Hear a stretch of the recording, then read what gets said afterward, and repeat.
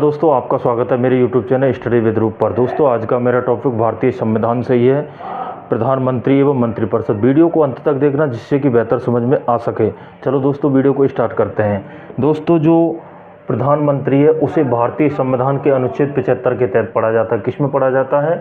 अनुच्छेद 75 में प्रधानमंत्री को पढ़ा जाता है। और दोस्तों, जो मंत्रिपरिषद है उसको अनुच्छेद 74 के तहत भारतीय संविधान में पढ़ा जाता है। किस में पढ़ा जाता है दोस्तों? 74 के तहत किसको पढ़ा जाता है? मंत्रिपरिषद को। और अनुच्छेद 75 के तहत किसको पढ़ा जाता है दोस्तों? प्रधानमंत्री को। ठीक है फ्रेंड्स, आगे देखते हैं। जो मंत्रिपरिषद होती है उसमें 3 प्रकार के मंत्री होते हैं। कितने होते हैं? 3 प्रकार के मंत्री। कितने? 3। कैबिनेट मंत्री, राज्य मंत्री और उप मंत्री। ठीक है फ्रेंड्स, अगला आता है मंत्रिपरिषद का गठन कब किया जाता है? दोस्तों, जो मंत्रिपरिषद है उसका गठन अनुच्छेद 74 के तहत किया जाता है। जो कार्यपालिका होती है दोस्तों, उस कार्यपालिका के जो नाम मात्र के प्रधान हैं वो कौन होते हैं? राष्ट्रपति को माना जाता है। और कार्यपालिका के जो वास्तविक प्रधान के रूप में किसको माना जाता है? प्रधानमंत्री को माना जाता है। दोस्तों, जो मंत्रिपरिषद होती है उनकी जो वास्तविक शक्तियों का प्रयोग है वो किसके द्वारा किया जाता है?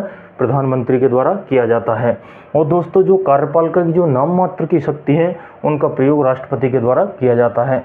दोस्तों, जो अपनी मंत्रिपरिषद होती है उसके अध्यक्ष कौन होते हैं? प्रधानमंत्री ही होते हैं। कौन होते हैं? प्रधानमंत्री महोदय ही मंत्रिपरिषद के अध्यक्ष होते हैं। दोस्तों, जो प्रधानमंत्री है उसकी नियुक्ति अनुच्छेद 75 के तहत किसके द्वारा की जाती है?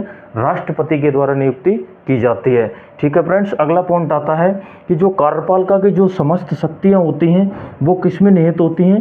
प्रधानमंत्री में होती हैं और मंत्रिपरिषद के द्वारा उनका प्रयोग किया जाता है। ठीक है फ्रेंड्स, मंत्रिपरिषद का जो अध्यक्ष होता है वो कौन होते हैं? प्रधानमंत्री होते हैं, अनुच्छेद 75 के तहत होते हैं। ठीक है फ्रेंड्स, योग्यता, जो प्रधानमंत्री का जो पद होता है उसके लिए किस किस योग्यता की जरूरत पड़ती है? दोस्तों, आयु 35 वर्ष की हो, भारत का नागरिक हो, दिवालिया या पागल घोषित नहीं किया गया हो, और दोस्तों वो संसद के किसी भी सदन में का सदस्य होना अनिवार्य होता है। अगर सदस्य नहीं है तो 6 माह के अंदर सदस्यता क्या है? ग्रहण करना जरूरी होता है। ठीक है फ्रेंड्स, सदस्यों की संख्या की जो मंत्रिपरिषद होती है उसमें सदस्यों की संख्या क्या होती है?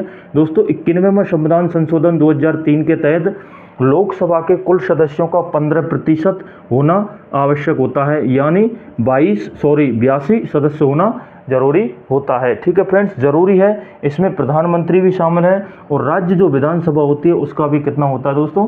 15% होना बहुत जरूरी है। दोस्तों, इधर जो प्रधानमंत्री होते हैं इनके प्रमुख कार्य क्या क्या होते हैं उसको भी देखते हैं। दोस्तों, जो मंत्रिपरिषद होती है उसमें जो विभागों का बंटवारा किया जाता है वो किसके द्वारा किया जाता है? वो प्रधानमंत्री के ही द्वारा विभागों का बंटवारा किया जाता है। अगला पॉइंट आता है फ्रेंड्स, प्रधानमंत्री के निर्देशानुसार राष्ट्रपति मंत्रियों को शपथ दिलाते हैं। दोस्तों, प्रधानमंत्री के निर्देश अनुसार जो मंत्रिपरिषद में जो मंत्री होते हैं उनको शपथ कौन दिलाते हैं? राष्ट्रपति महोदय दिलाते हैं। दोस्तों, अगला पॉइंट आता है अनुच्छेद 75(3) के तहत मंत्रिपरिषद संसद के प्रति क्या होती है? उत्तरदायी होती है। किसके प्रति? अनुच्छेद 75(3) के तहत संसद के प्रति मंत्रिपरिषद उत्तरदायी होती है।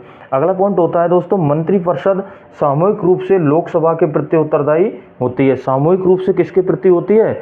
लोकसभा के प्रति। और व्यक्तिगत रूप से किसके प्रति होती है? राष्ट्रपति के प्रति। ठीक है दोस्तों, ये जो पॉइंट होता है ये कॉम्पिटिटिव एग्जाम में अक्सर पूछा जाता है कि जो अपनी मंत्रिपरिषद होती है सामूहिक रूप से किसके प्रति उत्तरदायी होती है? लोकसभा के प्रति।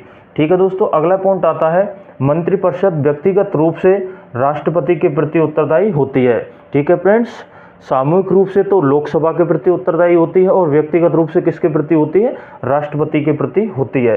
अगला पॉइंट है दोस्तों, किसी मंत्रिपरिषद में किसी भी सदस्य को अगर हटाने के लिए लोकसभा में अविश्वास प्रस्ताव लाया जाता है। दोस्तों, अगर मंत्रिपरिषद में कोई भी मंत्री अगर भ्रष्ट है उसको हटाना है तो उसके लिए जो अविश्वास मत होता है वो लोकसभा में ही प्रस्तुत किया जाता है। ठीक है दोस्तों, इधर मैंने बहुत ही इंपॉर्टेंट फैक्ट लेके हैं जो इनसे संबंधित है कि जो भारत के जो एकमात्र मंत्री जो मंत्रिपरिषद में सर्वाधिक कार्यकाल तक रहे थे।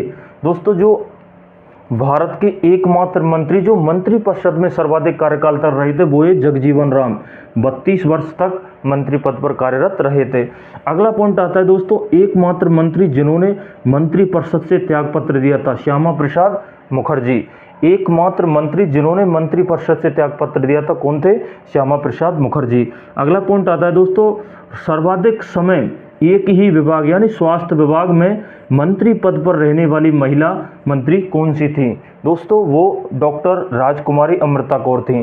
दोस्तों ये वेरी इंपॉर्टेंट है, ये कई बार कॉम्पिटिटिव एग्जाम में पूछा गया है कि सर्वाधिक समय एक ही विभाग यानी स्वास्थ्य विभाग में मंत्री पद पर कार्यरत रहने वाली महिला कौन सी थी? डॉक्टर राजकुमारी अमृता कौर। दोस्तों आशा करता हूँ वीडियो पसंद आई होगी। वीडियो अच्छी लगी हो तो वीडियो को लाइक जरूर करना, चैनल पर नहीं हो तो चैनल को सब्सक्राइब करना ना भूलें। मिलते हैं दोस्तों नेक्स्ट वीडियो में, जब तक के लिए नमस्कार, बाय बाय।